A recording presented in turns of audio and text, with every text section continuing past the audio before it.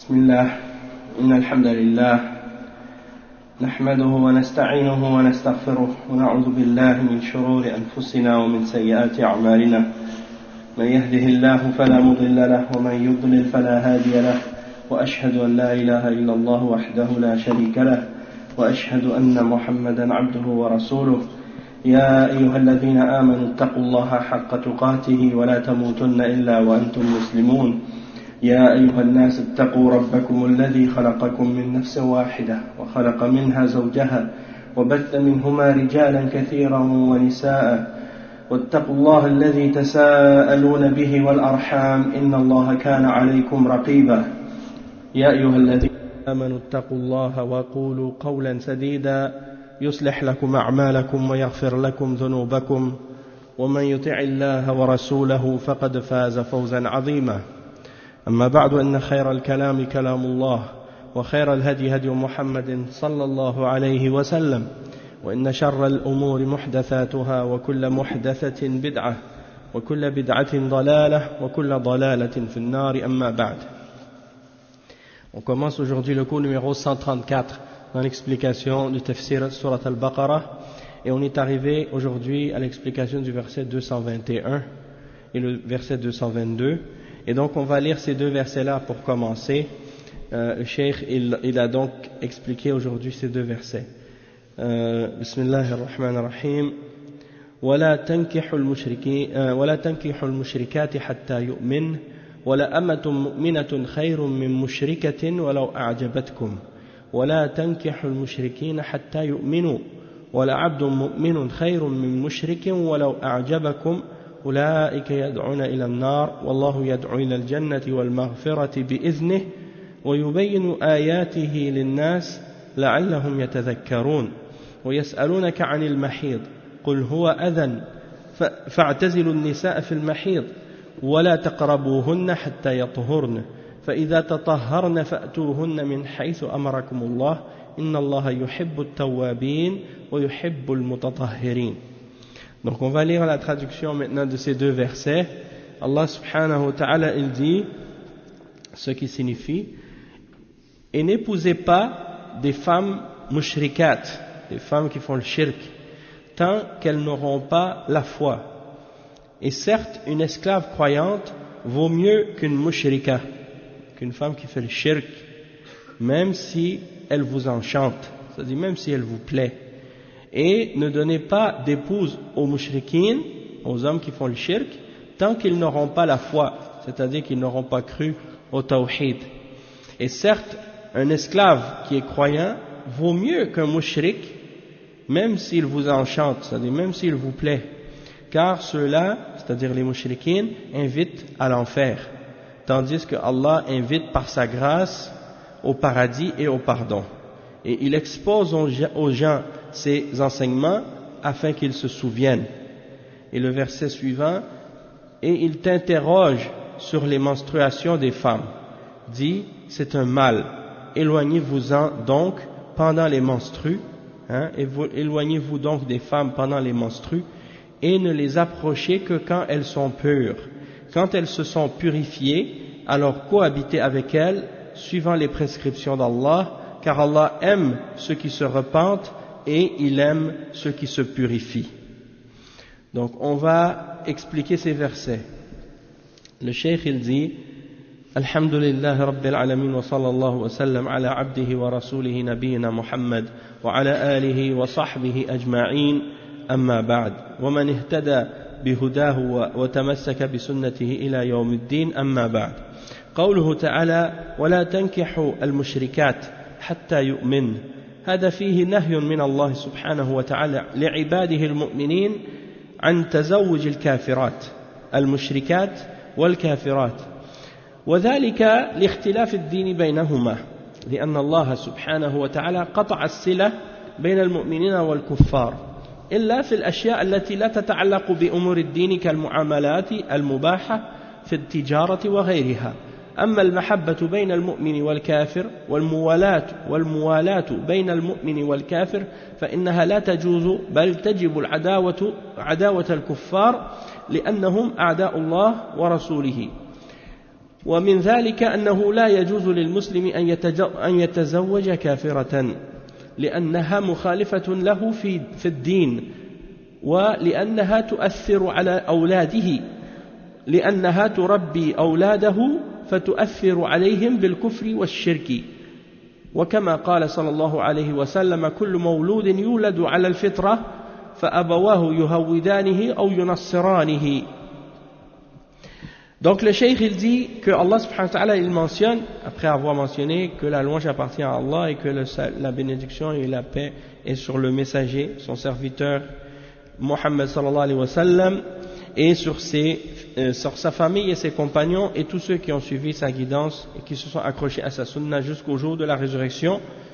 Et il dit ensuite, lorsque Allah subhanahu wa ta'ala dit ce qui signifie et n'épousez pas des femmes qui font le shirk, des femmes mécréantes, jusqu'à ce qu'elles aient eu la foi, jusqu'à ce qu'elles aient été croyantes. Il y a en cela une interdiction de la part d'Allah pour ses serviteurs croyants d'épouser des femmes mécréantes, d'épouser des femmes qui sont dans le kufr ou dans le shirk, parmi les mushrikat ou les kafirat. Et le cheikh il dit, et la raison de cela c'est parce qu'il y a entre les deux, entre le croyant et le kafir ou le mushrik, une différence de religion. Étant donné qu'il y a une différence de religion entre les deux, Allah subhanahu wa ta'ala a coupé cette relation entre les croyants et les non-croyants, excepté dans les choses dans lesquelles il n'y a pas de lien avec la religion, comme les interactions dans les choses qui sont licites, comme par exemple le commerce ou des choses de ce genre.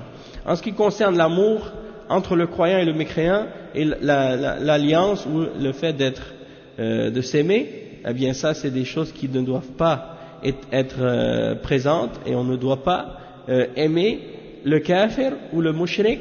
Plutôt il est obligatoire pour le croyant de détester le kafir et d'avoir de l'animosité envers le kafir dans son cœur, et de les détester bien entendu par rapport à leur mécréance et à leur shirk. Donc c'est le fait de les détester pas pour des éléments de la dunya, mais de les détester pour Allah, pour la foi par rapport à leur mécréance, pas pour les intérêts de la dunya ou des choses de ce genre. Et le cheikh il dit ensuite, pourquoi? Parce que ce sont des ennemis d'Allah et de son messager. Et c'est pour cette raison-là qu'il n'est pas permis aux musulmans d'épouser une femme qui est mécréante, qui ne croit pas en Allah.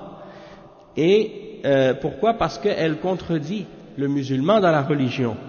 Et parce que aussi elle va avoir un impact ou un effet sur les enfants, dans l'éducation des enfants.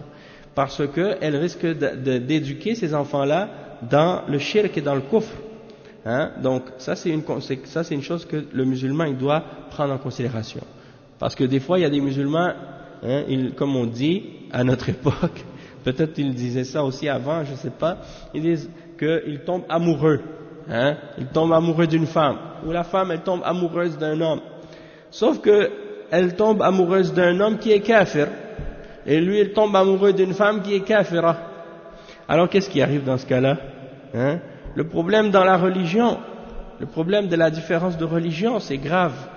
Et surtout lorsque, au début, ils n'ont pas d'enfants, peut-être que là, ils vivent la lune de miel, comme on dit. Ils vont sentir que les oiseaux chantent et qu'il fait beau. Et puis, du moment qu'ils commencent à avoir des enfants, là, tout commence à être différent. Parce que le mari qui est musulman, ou la femme qui est musulmane, déjà, elle désire élever les enfants selon la religion musulmane. Et l'autre, il veut élever ses enfants selon la religion chrétienne. Et s'il y a un divorce par la suite, en général, c'est la mère qui va garder les enfants. C'est comme ça que ça se passe ici. Alors, il y a toujours des problèmes par la suite pour savoir, mais là, je ne vais plus avoir la garde de mes enfants, donc comment je vais faire pour les garder sur la religion de l'islam? Ça, c'est des choses qu'il fallait réfléchir auparavant. Donc, le cheikh il dit, donc l'éducation des enfants, ça a un effet sur eux par rapport à la mécréance, par rapport au shirk. La preuve de ça, c'est dans la parole du prophète sallallahu alayhi wa sallam, qui est rapportée selon Abu Huraira par Al-Bukhari et Muslim, lorsque le prophète sallallahu alayhi wa sallam a dit que tout enfant qui est né, il naît sur la fitra, il naît sur la nature qui est pure de l'islam. sauf que ses parents le fait devenir juif ou le fait devenir chrétien. Mais l'enfant, dans sa nature profonde, il est sur le tawhid, il est sur l'islam. Et donc c'est l'éducation des parents par la suite qui joue le plus grand rôle et qui fait que cet enfant-là quitte cette fitra. Et le cheikh il dit ensuite وَهَذَا أَنَّ الْوَالِدَيْنِ يغيران فطرة المولود إذا كان على غير دين الإسلام فإنهما يغيران فطرة المولود إلى الكفر من اليهودية أو النصرانية أو المجوسية وغير ذلك من ملل الكفر فلا يجوز لمسلم أن يتزوج كافرة كما في قوله تعالى يا أيها الذين آمنوا إذا جاءكم المؤمنات مهاجرات فامتحنوهن الله أعلم بإيمانهن فإن علمتموهن مؤمنات فلا ترجعوهن إلى الكفار لا هن حل لهم ولا هم يحلون لهن إلى قوله تعالى ولا تمسكوا بعصم الكوافر أي النساء الكوافر يعني الكافرات. Donc le cheikh il dit que les deux parents ils peuvent changer la nature de cet enfant-là et faire changer sa fitra. Donc si les deux parents sont sur une religion autre que l'islam, eh bien ils vont changer la fitra de cet enfant pour le faire devenir, pour le faire tomber dans le kufr, soit dans le judaïsme ou dans le christianisme ou dans la religion des majous ou bien une autre parmi les différentes religions de mécréance, hindou, bouddhiste ou autres. Et donc, il n'est pas permis aux musulmans d'épouser une femme qui est kafira.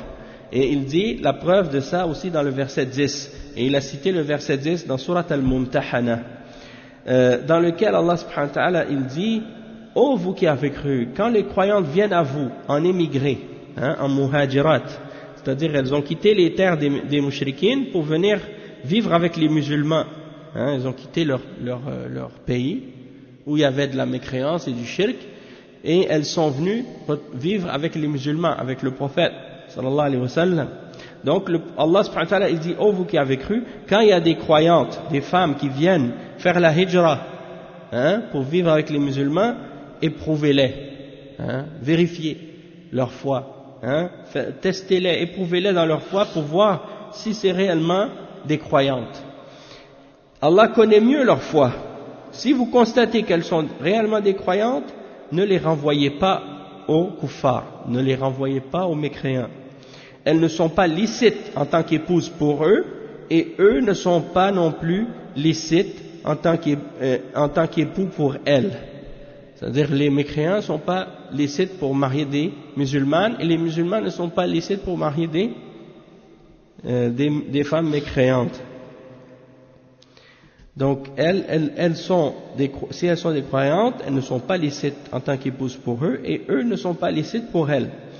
Rendez-leur, bon ça c'est la suite du verset, puis le cheikh il a cité ensuite le verset وَلَا تَمْسِكُوا بِعِصَمِ الْكَوَافِرِ, c'est un petit peu plus loin dans le même verset, Allah subhanahu wa ta'ala dit et ne gardez pas de liens conjugaux avec les femmes mécréantes. وَلَا تَمْسِكُوا بِعِصَمِ الْكَوَافِرِ, d'accord, ne gardez pas de liens conjugaux avec des femmes mécréantes. Donc il dit ensuite وهذا حكم مجمع عليه عند المسلمين أنه لا يجوز لمسلم أن يتزوج كافرة إلا ما استثناه الله من زواج المسلم للكتابية اليهودية أو النصرانية فيكون ذلك مخصصا لهذه الآية وذلك كما في قوله تعالى اليوم أحل لكم الطيبات وطعام الذين أوتوا الكتاب حل لكم وطعامكم حل لهم والمحصنات من المؤمنات والمحصنات من الذين أوتوا الكتاب من قبلكم أي اليهودية والنصرانية ويجوز للمسلم أن يتزوج منهما لأنهما أهل كتاب وعندهم الإيمان بالرسل في الجملة والإيمان بالكتب في الجملة بخلاف المشركين والكفار فإنهم لا يؤمنون بالرسل ولا يؤمنون بالكتب ولا يؤمنون بالبعث أما أهل الكتاب فيؤمنون بالرسل في الجملة ويؤمنون بالكتب في الجملة وعندهم أصل الإيمان بالرسل وأصل الإيمان بالكتب في الجملة وإن جحدوا بعض الرسل وبعض الكتب وكذلك هم يؤمنون باليوم الآخر ويؤمنون بالبعث والنشور لأنهم أهل كتاب فاليهود عندهم التوراة التي أنزلت على موسى والنصارى عندهم الإنجيل الذي أنزل على عيسى عليهم الصلاة والسلام فيباح للمؤمن أن يتزوج الكتابية بشرط أن تكون محصنة أي عفيفة في عرضها والمحصنات من المؤمنات والمحصنات من الذين أوتوا الكتاب من قبلكم يعني المحصنة لابد أن تكون عفيفة وهذا بشرطين الشرط الأول أن تكون محصنة عفيفة في عرضها عن الزنا والشرط الثاني أن تكون كتابية إما يهودية وإما نصرانية وهذا عليه جمهور أهل العلم وإن كان الأولى بالمسلم أن يتزوج مسلمة ولكن يجوز له أن يتزوج كتابية وذلك أنهم أهل كتاب كما أنه يجوز لنا أن نأكل ذبائحهم. Donc le cheikh il dit ensuite que ça c'est un verdict que le musulman il n'a pas le droit d'épouser une femme mécréante. Il n'a pas le droit d'épouser par exemple une femme athée, une femme hindoue, une femme bouddhiste, une femme par exemple qui serait je sais pas moi, n'importe quelle autre croyante, n'importe quelle autre croyance parmi les fausses religions, on n'a pas le droit de les épouser, excepté ce que Allah a mentionné comme exception pour le musulman qu'il a le droit d'épouser une femme parmi les gens du livre, c'est-à-dire une juive ou une chrétienne. Et ça c'est donc quelque chose qui vient limiter ou restreindre ou plutôt mentionner une chose qui est plus spécifique par rapport au verset qu'on a mentionné, c'est-à-dire le verset qui est dans Surat Al-Ma'idah, le verset 5, dans lequel Allah subhanahu wa ta'ala dit aujourd'hui nous avons rendu licite pour vous les choses qui sont bonnes, les bonnes choses, at-tayyibat, et il dit et la nourriture, c'est-à-dire les viandes des gens du livre est licite pour vous, de même que votre nourriture est licite pour elles, c'est-à-dire votre viande est licite pour eux. Vous avez le droit de manger leur viande, elle est halal pour vous, et vous pouvez manger leur viande, et eux peuvent manger votre viande, elle est halal pour eux. Et les femmes, parmi les femmes croyantes, les femmes musulmanes, vous pouvez les épouser si elles sont des muhsanat, c'est-à-dire des femmes chastes, qui font pas l'adultère, qui font pas la fornication, et les femmes chastes, qui font pas l'adultère, qui font pas la fornication, parmi les femmes des gens du livre avant vous. Et ça veut dire les femmes juives et les femmes chrétiennes. Tout ça c'est dans le verset 5, dans Surat Al-Ma'idah. Et le cheikh il dit, il est permis donc aux musulmans d'épouser les femmes de ces deux religions-là, des juives ou des chrétiennes. Pourquoi? Parce qu'elles font partie des gens du livre, c'est-à-dire qu'elles ont une foi générale en la plupart des messagers, et elles ont une foi générale en la plupart des livres, contrairement aux mushrikines, contrairement aux autres kuffars. Par exemple, les athées, qui croient en aucun livre, qui croient en aucun prophète, ou bien les hindous, les bouddhistes, ou les mushrikines parmi les arabes avant l'islam qui croyaient à aucun livre et à aucun prophète. Donc ceux-là, ils ne font pas partie des gens du livre puisqu'ils n'ont jamais reçu de livre, et ils ne croient en aucun livre. Tandis que les juifs et les chrétiens, eux, ils ont reçu des livres. Ils croient en la plupart des prophètes aussi. Donc c'est pour ça qu'on dit ils ont la base de la foi en les messagers de façon générale et la base de la foi en les livres de façon générale.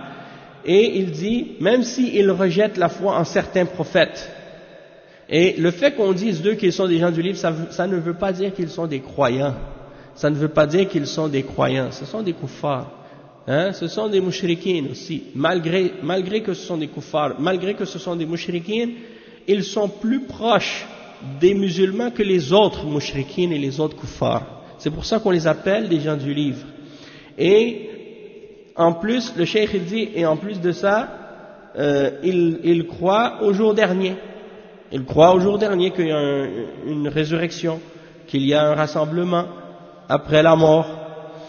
Il croit également, donc pourquoi il croit en ça? Parce que ce sont des gens du livre.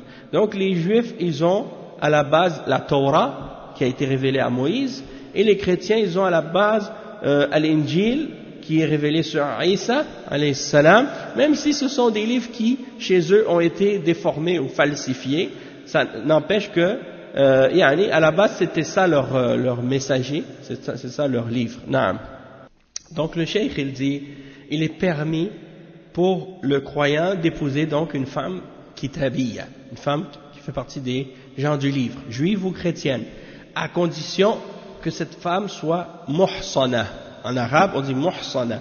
Et le cheikh, il explique ça en disant que c'est une femme qui est afifa fi irdiha. Afifatun fi irdiha, ça veut dire que c'est une femme, dans son honneur, elle est chaste. Ok? Et il dit donc, pourquoi? Parce que Allah subhanahu wa ta'ala dit, wal muhsanatu minal mu'minat. Cette condition-là, elle est présente même pour les musulmanes. C'est-à-dire que si c'est une femme qui est musulmane, qui est croyante, mais qui n'est pas chaste, tu vas pas l'épouser. Hein? Tu vas pas choisir une femme qui est musulmane, mais qui n'est pas chaste. Hein? Et la même chose pour une femme des gens du livre. Wal muhsanatu minal ladhina utul kitaba min qablikum. De même que les femmes chastes parmi les gens du livre avant vous. Et donc ces deux conditions doivent être réunies. Premièrement, qu'elle soit une femme qui est chaste dans son honneur. Il dit afifatun fi irdiha an zina. C'est pas une femme qui sort avec des hommes, qui fréquente des hommes en dehors du mariage, qui fait la fornication ou l'adultère. C'est une femme, son honneur, elle est propre. Son honneur, il n'y a pas de tache dessus. Il n'y a pas de gens qui va dire des choses sur elle, qu'elle sortait avec des garçons, qu'elle partait avec des hommes, qu'elle faisait ci, ça. Si c'est une femme qui, par exemple, elle a déjà fait des choses dans le passé qui ne sont pas correctes, puis qu'elle s'est repentie, puis qu'elle a changé, elle a cessé de les faire, puis maintenant elle est devenue chaste, dans ce cas-là c'est autre chose. Mais si c'est une femme qui est toujours connue comme étant une femme qui n'est pas chaste, dans ce cas-là tu ne vas pas l'épouser. D'accord? Même une femme musulmane, par exemple, qui a pas été chaste dans sa vie. On va dire qu'elle a fait des péchés. Puis qu'après, elle s'est repentie, elle a changé sa vie, elle a commencé à être chaste. Puis, elle a cessé tout ce qu'elle faisait auparavant. Dans ce cas-là, tu peux plus dire de elle que c'est pas une femme chaste. Pourquoi? Parce que c'est une femme qui s'est repentie à Allah et qui est devenue chaste. Hein? Donc, dans ce cas-là, c'est permis par la suite de l'épouser dans ce cas-là. D'accord? La même chose pour un homme aussi. Hein? Si un homme est connu comme étant un don Juan ou bien un coureur de jupons, hein? Un homme qui va à gauche et à droite, il n'est pas chaste. Tu vas pas donner ta fille à un homme comme ça. Hein? Donc, ça c'est la même chose. يعني Allah subhanahu wa ta'ala il dit غير مسافحين ولا متخذي أخذان غير مسافحين ولا متخذي أخذان. C'est pas des femmes qui ont des copains ou des hommes en dehors du mariage, ou bien des preneurs d'amantes, ils vont prendre des amantes, des trucs comme ça. Donc muhsinina ghayra musafihin wa la muttakhidhi akhdan. Donc ça veut dire, ça c'est les conditions, tu vois, que la femme doit respecter. Et l'homme aussi, bien sûr. Mais le cheikh il dit, en ce qui concerne la femme, hein, qui est donc la première condition qu'elle soit chaste, et la deuxième condition qu'elle soit, si elle n'est pas une musulmane, elle doit être parmi les gens du livre, soit juive ou chrétienne. Hein? Et ça c'est quelque chose sur lequel la majorité des ulama ils sont d'accord. La majorité des ulama ils sont d'accord là-dessus, même si par contre ils disent qu'il est préférable pour le musulman d'épouser une femme musulmane. Il est préférable pour le musulman d'épouser une femme musulmane, mais il est permis quand même d'épouser une femme qui est chrétienne ou juive. De même qu'il est permis pour les musulmans de manger la viande qui a été égorgée par les gens du livre aussi, les viandes des juifs et des chrétiens. Il y a un point aussi par contre que j'aimerais mentionner, et c'est le fait que quelqu'un, par exemple, il épouse une femme qui est juive ou chrétienne. Certains savants parmi les ulama de l'islam, ils ont mentionné comme condition que il faudrait que si quelqu'un il épouse une femme juive ou chrétienne, que ce soit dans un pays musulman, pas dans un pays chrétien ou juif, parce que dans ce cas-là, si encore une fois il y a des problèmes dans l'avenir dans ce mariage-là, et il y a un divorce par la suite pour les enfants, il faut qu'ils soient dans un pays musulman, comme ça les enfants vont rester avec le parent qui est musulman. les enfants vont pas rester avec le parent qui est pas musulman.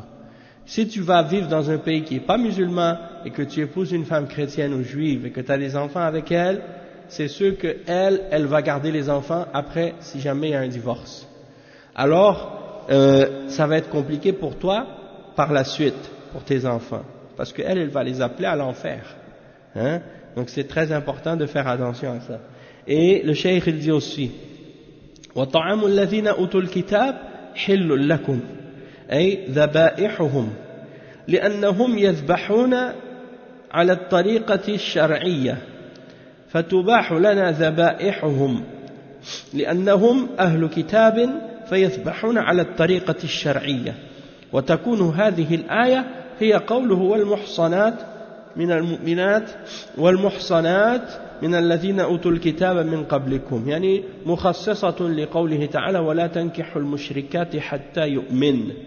Donc le cheikh il dit de même, donc la viande des gens du livre elle est permise pour vous, la viande des chrétiens et des juifs elle est permise pour vous, c'est-à-dire les viandes qu'ils ont égorgées, les viandes qu'ils ont égorgées, c'est-à-dire que s'ils l'égorgent à la façon qui est en accord avec la charia. Donc dans ce cas-là, il est permis pour les musulmans de manger leur viande. Si ce sont des viandes égorgées par les juifs ou par les chrétiens, à la façon qui respecte la charia de l'islam, alors c'est permis de le manger cette viande. C'est-à-dire que si un chrétien qui égorge la viande ou un juif qui égorge la viande, tu as le droit de manger sa viande, même s'il n'est pas musulman. C'est halal. Cette viande-là, elle est halal. D'accord ?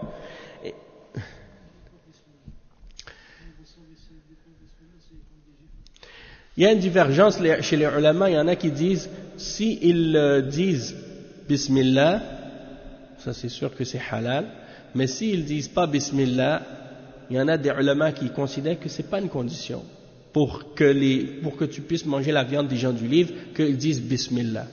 Du moment qu'ils l'ont égorgé, ça suffit. Mais encore une fois, il y a une divergence là-dessus. Le cheikh il dit ensuite وَتَكُونُ هذه الآية هي قوله والمحصنات من المؤمنات والمحصنات من الذين أوتوا الكتاب من قبلكم. Donc Allah subhanahu wa ta'ala dit à propos du mariage avec les femmes des gens du livre qu'elle doit être muhsana, et les femmes croyantes doivent être muhsana, les femmes des gens du livre doivent être muhsanat, et ça vient disons mentionner, ça vient rajouter une exception par rapport à la règle générale de l'interdiction d'épouser des femmes mushrikat. C'est-à-dire que la règle générale, c'est que les femmes mécréantes, les femmes des mushrikines, on n'a pas le droit de les épouser, excepté celles parmi les femmes des gens du livre qui sont muhsanat. Ça c'est l'exception qui vient mettre c'est qu'est-ce qui est une exception à la règle. Il dit le cheikh ensuite ثم قال جل وعلا ولا أمة مؤمنة خير من مشركة ولو أعجبكم. الأمة هي المملوكة المؤمنة يتزوجها المسلم وهي خير من المشركة مع أنها أمة مملوكة، والمشركة قد يكون لها نسب ولها جاه ولها شرف في قومها، ولكن الأمة المملوكة إذا كانت مؤمنة فهي خير من المشركة. قد أباح الله للحر أن يتزوج الأمة بشروط، قال تعالى ومن لم يستطع منكم طولا أن ينكح المحصنات المؤمنات فمما ملكت أيمانكم من فتياتكم المؤمنات إلى قوله تعالى ذلك لمن خشي العنة منكم. فيجوز للحر المسلم أن يتزوج أمة مملوكة بثلاثة شروط. الشرط الأول أن لا يقدر على مهر الحرة. الشرط الثاني أن تكون الأمة مؤمنة. والشرط الثالث من فتيات أن تكون الأمة مؤمنة يعني من فتياتكم المؤمنات والشرط الثالث أن يخاف على نفسه من الزنا وذلك لمن خشي العنة منكم يعني خاف على نفسه من الزنا إذا لم يتزوج بالأمة فيباح له بهذه الشروط أن يتزوج الأمة لأنها مؤمنة أما المشركة فلا يجوز له أن يتزوجها بحال من الأحوال إلا ما استثناه الله من نساء أهل الكتاب وذلك لأن الكتابية كما ذكرنا عندها إيمان بالجملة بالكتب والرسل والبعث. Donc le cheikh il dit que ensuite Allah subhanahu wa ta'ala dit et une femme qui est esclave croyante elle est mieux qu'une femme qui est mushrika même si elle vous plaît. C'est-à-dire que l'esclave qui est, c'est-à-dire c'est-à-dire une femme que tu possèdes, qui est ton esclave, c'est pas il ne faut pas confondre ici avec qu'est-ce que certaines personnes appellent par exemple dans certains pays les femmes qui sont des servantes, qui travaillent dans les maisons. Mais ça c'est des femmes libres, c'est pas des esclaves. Une esclave c'est une femme que tu possèdes et la différence. Tu peux avoir des hommes esclaves, des femmes esclaves. La règle, les ulama ont mentionné que pour que quelqu'un soit esclave, c'est quelqu'un qui est en général qui a été pris après quand il y a eu une guerre et que il a été pris en servitude. À ce moment-là, la personne devient esclave. Si c'est quelqu'un qui est en dehors de ce contexte-là, il ne peut pas être esclave. Même s'il s'offre lui-même en esclavage, il dit moi je me offre à toi comme esclave, c'est pas permis. Il n'a pas le droit de se mettre esclave lui-même. La seule façon que quelqu'un peut devenir un esclave en islam, c'est si la personne, il fait partie des gens contre lesquels il y a eu une guerre avec les musulmans et qu'il a été pris en esclavage suite au fait qu'il a été pris dans la guerre. Après qu'il y ait eu une guerre. En dehors de ça, il n'y a pas d'esclaves. Mais là, il n'y a pas de djihad, il n'y a pas de guerre, donc il n'y a pas d'esclaves. Mais si jamais un jour, si jamais par exemple il y avait une guerre entre les musulmans et les kuffars et que les musulmans prennent des prisonniers, donc dans ce cas-là, ça se pourrait qu'il y en ait des esclaves à ce moment-là. Mais parce que dans la religion de l'islam, il y a des règles pour ça. Et dans les règles de l'islam, il y a beaucoup par exemple, de principes dans la religion musulmane, et ça c'est pas seulement dans la religion musulmane, même dans le christianisme, même dans le judaïsme, il y a des règles, et des versets qui expliquent comment agir avec les esclaves. Il n'y a pas une religion qui a interdit l'esclavage. Il n'y a pas, dans la religion des prophètes, parmi les prophètes qui sont venus avant le prophète Mohammed sallallahu alayhi wa sallam, que ce soit Moussa alayhi salam, que ce soit Isa alayhi salam, il n'y en a aucun qui a interdit l'esclavage. L'esclavage c'est quelque chose qui a toujours existé dans l'humanité. Et même aujourd'hui où les Occidentaux, l'Occident prétend que l'esclavage a été aboli, l'esclavage a été aboli en nom, en tant que système, pour des raisons économiques ou autres, mais elle n'a jamais cessé d'exister dans la réalité. Parce que la réalité de la vie de certaines personnes à notre époque, comment ils vivent et comment ils sont payés, comment ils sont traités, c'est exactement la même chose que l'esclavage. Il n'y a pas de différence. Donc, peut-être qu'en termes de principe, les gens ils n'utilisent plus le terme esclave, mais l'esclavage il a toujours existé, il existera toujours. Ça c'est une réalité. Toutefois, dans l'islam, il y a des règles par rapport à l'esclave, et aussi il y a beaucoup de choses dans la religion musulmane qui existent, qui font que lorsque quelqu'un commet certains péchés ou certaines choses qu'il fait, des transgressions qu'il fait, pour s'expier de ce péché-là, il y a, par exemple, l'option de libérer un esclave. Ou tahrir raqabah. Allah subhanahu wa ta'ala, il y a beaucoup d'adoration.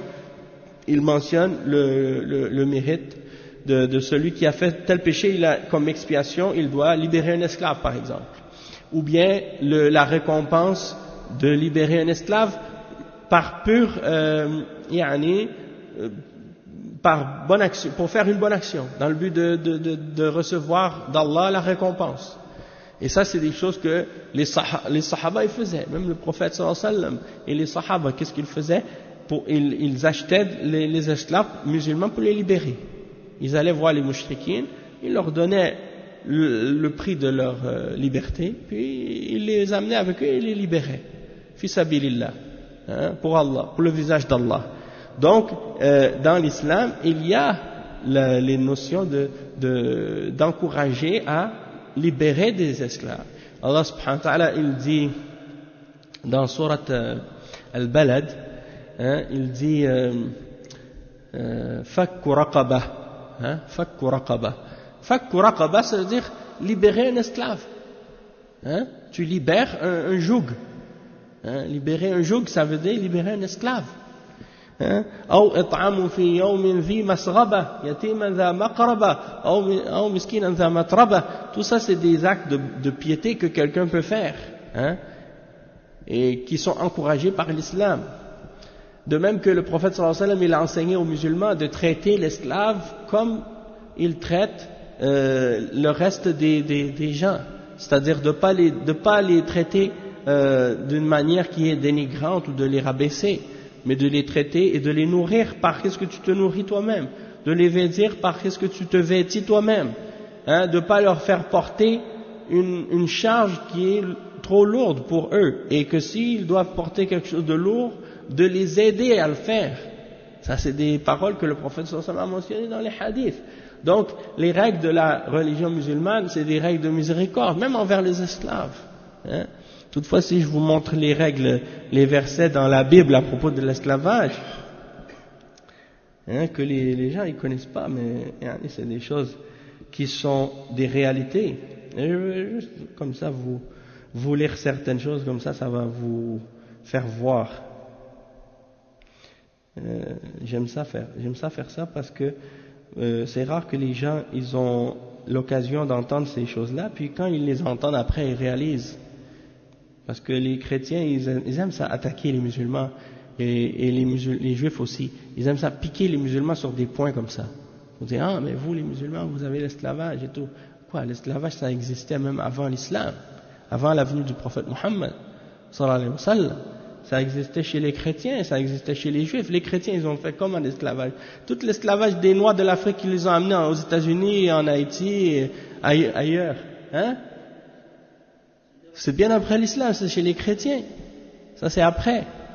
Mais c'est pour dire, les chrétiens sont venus avant les musulmans, mais ils ont fait de l'esclavage pendant toute leur histoire aussi, avant la venue du prophète Mohammed sallallahu alayhi wa sallam, et après la venue du prophète Mohammed sallallahu alayhi wa sallam. Et les juifs, c'est la même chose. Et là, je l'ai trouvé. Donc, je vais vous lire juste les passages où on parle de l'esclavage. Voici un exemple, dans Lévitique. Lévitique chapitre 25, versets 39 à 46. Si ton frère, ça c'est l'Ancien Testament, si ton frère devient pauvre près de toi et qu'il se vende à toi, il dit tu n'exigeras pas de lui le travail d'un esclave, il sera chez toi comme un mercenaire, comme ton autre, et il te servira jusqu'à l'année du jubilé. Il sortira alors de chez toi, lui et ses enfants avec lui, et il retournera dans sa famille et rentrera dans sa propriété de ses pères, car ils sont mes serviteurs que j'ai fait sortir du pays d'Égypte. Ils ne seront point vendus comme on vend des esclaves, tu ne domineras point sur lui avec dureté, mais tu craindras ton Dieu. Tes esclaves et tes servantes qui t'appartiendront, tu les prendras des nations qui t'entourent, c'est-à-dire des autres qui ne sont pas juifs. C'est d'elles que vous achèterez serviteurs et servantes, et vous pourrez aussi en acheter parmi les enfants des étrangers qui séjournent chez vous, et parmi les familles qui vivent avec vous, qu'ils auront engendrés dans votre pays, ils seront votre propriété. Vous les laisserez en héritage à vos enfants après vous, pour les posséder comme une propriété. Ils seront perpétuellement vos esclaves, mais à l'égard de vos frères, les enfants d'Israël, nul d'entre vous ne dominera sur son frère avec dureté. Donc, C'est-à-dire, dans l'islam, il n'y a pas de distinction entre les origines des gens. Pour dire si quelqu'un il est arabe, on le traite différent. Et s'il n'est pas arabe, c'est pas la même chose. Non, dans l'islam, il n'y a pas de distinction comme ça. La distinction, c'est par rapport à la foi. Puis peu importe ton origine, t'es musulman, t'es musulman. Un autre exemple, ça c'est dans Exode 21, versets 1 à 9. Voici les lois que tu leur donneras. Quand tu achèteras un serviteur hébreu, il servira 6 années. La 7e année, il sortira libre, sans rien payer. S'il est entré seul, il sortira seul. S'il avait une femme, sa femme sortira avec lui. Mais si c'est son maître qui lui a donné une femme et qu'elle lui ait enfanté des fils et des filles, la femme et ses enfants appartiendront à son maître et il sortira seul. Si le serviteur dit « J'aime mon maître, ma femme et mes enfants, je ne veux pas sortir libre », alors son maître le conduira devant Dieu, puis l'ayant fait approcher de la porte ou du poteau, son maître lui percera l'oreille avec un poinçon et le serviteur sera pour toujours à son service. Lorsqu'un homme aura vendu sa fille pour être servante, elle ne sortira point comme sortent les serviteurs. Si elle déplaît à son maître qui se l'était destiné, il permettra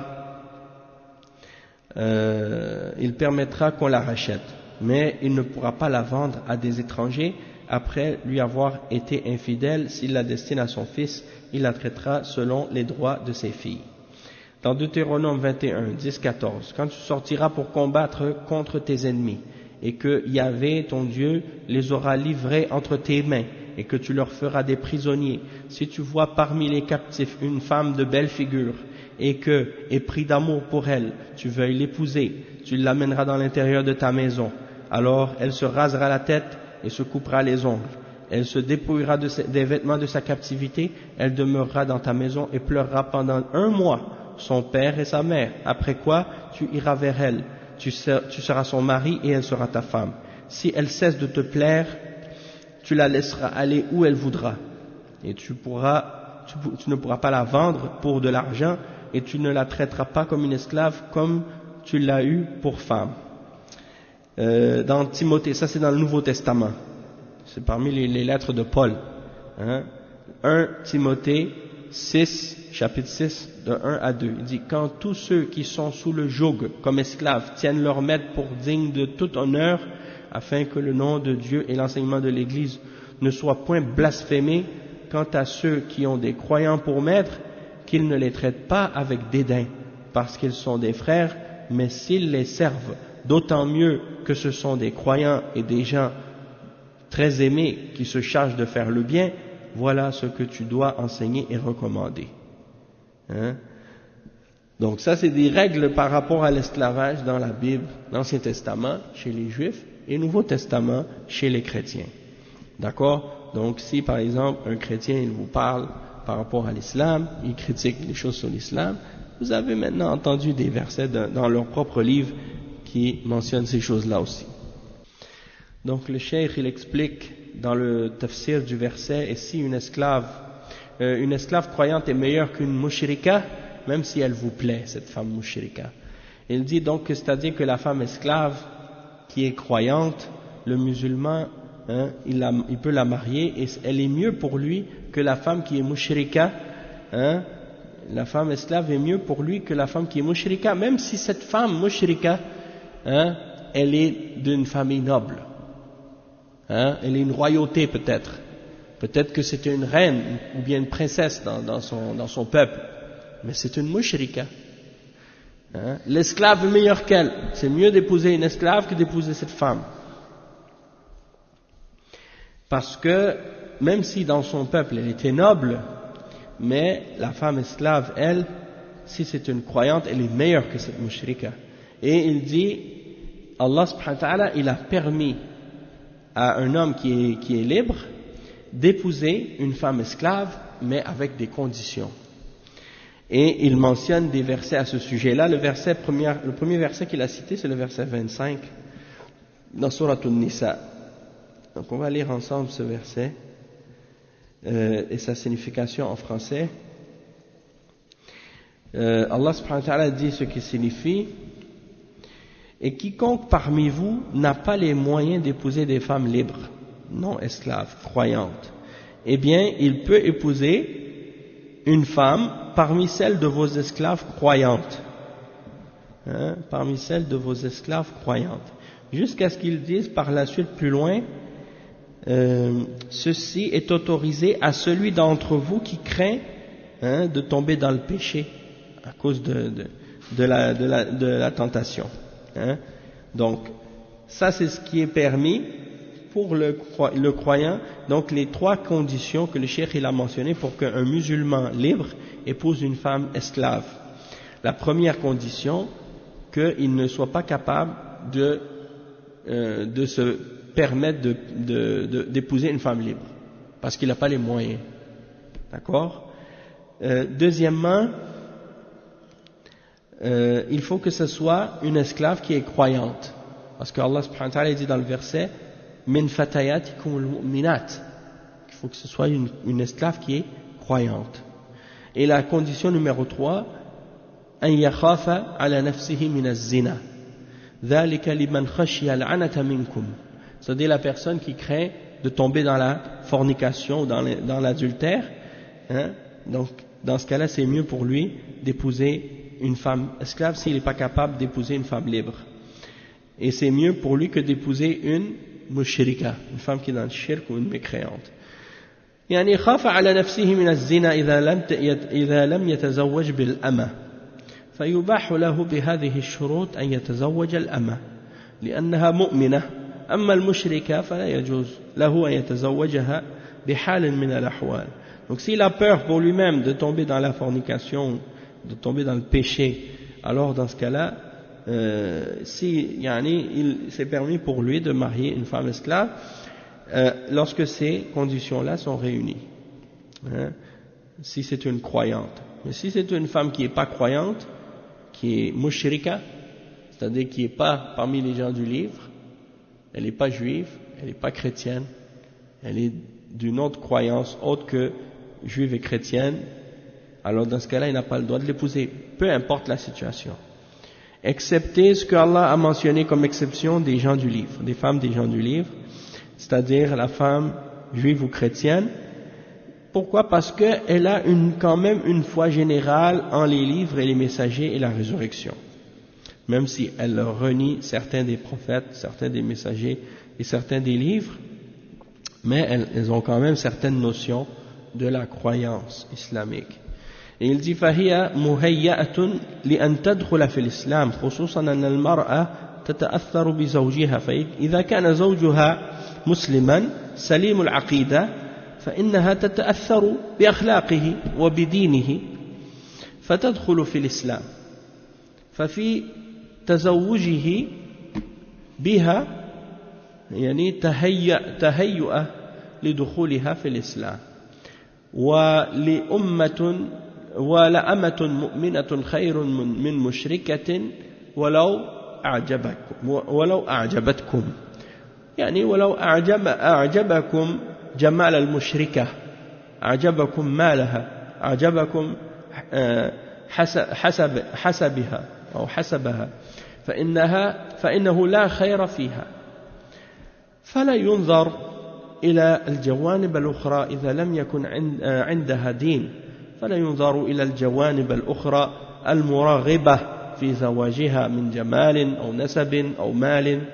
قال صلى الله عليه وسلم تنكح المرأة لأربع لمالها ولحسبها ولجمالها ولدينها فاظفر بذات الدين تربت يداك.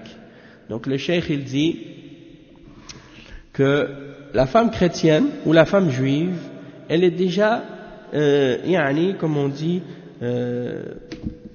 elle est déjà disons prédisposée à accepter l'islam du fait qu'elle a certaines notions de la croyance en les prophètes, en les livres et en le jour dernier, ce qui fait que ça fait en sorte qu'elle est plus proche de l'islam que les autres femmes des mushrikines. Et en particulier, on sait que la femme, elle est souvent influencée par son mari. Et que si son mari est un musulman et qu'il a une bonne croyance, une bonne aqidah, il va avoir aussi un effet par rapport à son comportement, par rapport à sa religion. Et ça peut avoir sur elle un impact positif qui fait en sorte qu'elle désire par la suite accepter l'islam, s'il lui explique l'islam correctement. Et donc, dans le fait de se marier avec elle, c'est comme s'il y a quelque chose qui va l'inciter à accepter l'islam par la suite, même si c'est pas garanti, mais c'est toujours quelque chose qui est probable et possible. Et donc, c'est pour ça que Allah subhanahu wa ta'ala, il dit wala amatun mu'mina, une femme esclave qui est croyante, c'est mieux qu'une femme qui est dans le shirk, même si elle vous plaît, c'est-à-dire sa beauté, elle vous plaît, la beauté de la femme mécréante, ou son argent vous attire, ou bien son rang social, peut-être qu'elle était une femme noble, tout ça, ça vous intéresse, mais il n'y a aucun bien dedans. Donc le cheikh il dit, wa alaykum salam, il dit, il ne faut pas regarder ces autres aspects-là. Si elle n'a pas de religion, on ne regarde pas les autres aspects qui vont nous attirer, comme sa beauté, son rang social, ou son argent. Le prophète sallallahu alayhi wa sallam, il dit dans le hadith rapporté selon Abu Huraira par Al-Bukhari et Muslim, il dit, on épouse une femme pour 4 raisons. Pour son bien, son argent, pour son rang social, sa noblesse, pour sa beauté, si elle est belle, et pour sa religion, si elle est pieuse. Et le prophète sallallahu alayhi wa sallam a dit, gardez celle qui est pieuse, gardez celle qui a la religion, sinon malheur à toi, sinon malheur à toi. Donc on va s'arrêter ici pour aujourd'hui, puis on continuera incha'Allah la suite demain bi'idhnillah. سبحانك اللهم وبحمدك أشهد أن لا إله إلا أنت أستغفرك وأتوب إليك وصلى الله وسلم على نبينا محمد وعلى آله وصحبه أجمعين والحمد لله رب العالمين وإياكم.